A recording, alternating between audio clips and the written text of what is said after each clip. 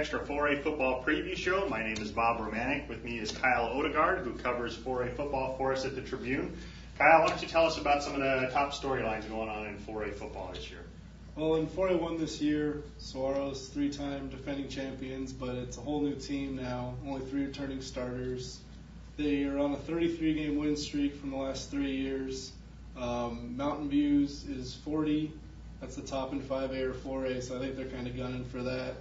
To do it, they'll have to get through Cactus, Peoria, Canyon Del Oro, a lot of teams that won't make it easy on them. So the offensive line is there. The skill players have talent, but a lot of them are sophomores, a lot of them are juniors without any experience, so we'll have to see how much they grow through the season. And then 4A2, the big thing is that Paradise Valley dropped down. Notre Dame is still there. They moved into the East Sky region. Santa Rita's still good. So this is probably the best 4A2 conference we've seen probably since they formed the 2 4A conferences. Okay. How did the realignment affect Class 4A? Is it as dramatic as what we see in 5A? Well, the East Sky region in 4A2 is definitely better because Notre Dame came in. And it's actually 7 teams, so it's going to be playing a lot of region games this year. In 4A1, it's probably gotten worse because Chaparral moved up, Paradise Valley moved down, Millennium moved up, and that's 3 of the top, probably 8 teams last year. And then also Saguaro just lost a lot of players, so 4A1 is probably not as tough as it has been. Let's talk about the different regions that involve our East Valley schools. Start with the East Sky. What should we look for there? East Sky, like I said, Notre Dame came in from the Black Canyon. They're the 2-time defending champions in 4A2. They lost most of their skill players and a lot of their offense, a lot of their defense, but Scott Bemis has just built a good program over there. They were successful in JV. They have a really good freshman class from last year, so they're still the favorites, but Arcadia bring back 6 guys on offense, including Colby Kierkegaard, one of the top QBs. They should be up there. Coronado had a really good year last year. They lost a lot of offensive guys, including Kalen Ashley, their running back, but their defense should be pretty good. They should be in the mix. Seton might be there. So Notre Dame's the favorite, but I could definitely see even 3 or 4 teams winning that region. Okay. How about the Desert Sky? Desert Sky, that one will be tough. Saguaro, just because of their offensive line, has 3 guys that'll be going Division I, and those guys also play the defensive line. So just in the trenches, that team's going to be really impressive, and you can't run on them, and they're going to be able to run the ball still. So I think they're the favorites just because of that line, and those holes are going to be so big that even I could run and get 5 yards of carry. Well, maybe 3 yards. I wouldn't go that far. And then McClintock, Cactus Shadows, Queen Creek, and AJ. They're all, it's tough to decipher who's the best. I think Apache Junction will probably be the team that challenges Saguaro the most. Okay. And our last region is the Black Canyon. Yeah, Black Canyon. Paradise Valley went down into that region.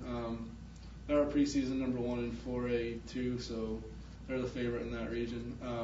Greenway is a team that could give them a little bit of a run. Cactus is in there. They might give them a game, but PV should probably win that region. Okay. Who are the players we should be looking out for in 4A? Like I mentioned, Kierkegaard, Arcadia quarterback. He got hurt last year, and the team kind of stumbled without him, and he came back at the end. They did make it to the second round, but got beat by Coronado. So if he's healthy and they have some playmakers on offense, I think Kierkegaard's kind of a difference maker for them. Cy Mommer at Apache Junction, he's a massive nose tackle. They play a 3-man front. He's just in the middle, taking a double team and letting everybody else kind of do their thing. So even if his numbers aren't huge, he's kind of the reason that Apache Junction defense is as good as they are. Another kid is Kevin Spain at Paradise Valley. He's already committed to Hawaii, and Coach Donnie Antis actually told me that they're implementing spread formations. They run the wing tee usually, but just he's such a good quarterback that they have to spread the ball out more, pass the ball more, and he's a kid that's going to have a pretty good year. Okay. Give me a name of a player who we may not know much about now, didn't have big numbers last year, but we're going to be hearing a lot about him this year. I think Jordan McDonald at Saguaro, he's a defensive end. With Corey Adams there last year, Justin Jungblatt, both those guys are D1 guys. Before that, Saguaro's just been churning out defensive linemen since Kyle Caldwell and Lauren Howard, and I think he's the next in the line. ASU's offered him. He's a big kid. He was the only junior that started on defense last year, and he should have a pretty big year for him. Okay. Favorites in 4A1 and 4A2. Who should be watching on the way to state championship? 4A1, a lot of Tucson teams are there. Vale Cienega, who almost beat Chaparral in the regular season last year. They have a wide receiver named Trent Simon. He's one of the best receivers in 4A, so they should be pretty good. Tucson Sabino, Keanu Nelson is their big star. They have a lot of talent back, and Tucson Canyon Del Oro is probably my favorite right now. Kadeem Carey, people might remember when he was a freshman 2 years ago, he returned to kickoff against Saguaro in the title game that kind of sparked CDO's comeback against them. And they've also got a kid named Josh Robbins, who's a wide receiver and defensive back, who is a playmaker too. So those three teams, and then Saguaro will be in the mix, but right now Canyon Del Oro is probably the favorite. And CDO could be the team that, if Saguaro's streak is still intact, could be the team that has the best chance of breaking that, because Saguaro has to go down. Yeah, go down there. I think it's the fifth game of the season or so, and they need to win their first 7 to tie it. So if they can get through that one, they should probably have a good chance at it. But going to CDO isn't fun. No. 4A2, who's your favorite, and who's a dark horse that could contend? Favorite's going to be Paradise Valley. They're the team that gave Saguaro a run last year, had them on the ropes in the fourth quarter, but couldn't pull it off, and kind of a disappointing finish. They lost in the quarterfinals to Canyon Del Oro, but another good team. It wasn't a big upset or anything, just two quality teams. And they get quarterback Kevin Spain back, and both their running backs, Tyree Parker and Jake Brown, back.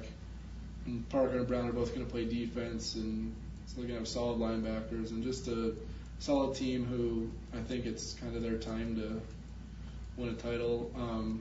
Tucson Santa Rita made the title game last year against Notre Dame, and they have a lot of their players back, including Ian Garlitz, their quarterback. And Notre Dame will be in that mix. Not as many players back, but just the type of team that I think from here on out, they're just going to be in that discussion every year. Okay. And what in 4A2, what team could surprise us and maybe sneak into the playoffs and be a little better than what we might expect? I think Chandler Seton, they started off last year pretty good, and then went 0-5 in region because their defense couldn't stop anybody. But they have their quarterback, Justin Sikowski, back. Their top receiver, Trevor Gleisner, is back. Defense should be better. So I think that team, just with the year of experience under their belt with a new coach, and I think they'll put things together and get into the playoffs. Give me a couple dark horses in the mix. In 4A1, I don't know. I guess you can call Saguaro a dark horse, even though they're 3-time defending champs. But they're so young that they probably shouldn't win a state title this year. But they just have so many athletes that are sophomores and juniors, and if those guys can figure it out, they have the talent. They just have to put it together, and that's a team that could actually compete for a title even after losing, almost everybody from last year. Okay. Tell me a team that isn't necessarily going to be playing for a state championship, but is going to be a lot better than a lot of people think this year. I think looking at Apache Junction's schedule, I think they could actually go 8-2 this year, something like that. Last year they had some talent, but in regional play they had to play Saguaro and Chaparral and Paradise Valley, and those were probably the top 3 teams, or top 3 of the 5 in the state. So Apache Junction just had some bad luck, but this year schedule's a little more favorable. 4A is more wide open, so they might not be title contenders, but I wouldn't be surprised if they made the quarters or the semifinals. Okay. Last question. Give me your airtight, rock-solid pick. Who's winning the 4A1 state championship? Who's winning 4A2? 4A1, I'm going to go with Canyon Del Oro, my preseason favorite. And 4A2, I'll go with the other preseason favorite, Paradise Valley. All right. That's it for this show. Tune in every week where we will have a video that previews each week's games. For Kyle Odegaard, I'm Bob Romanek. Thanks for watching.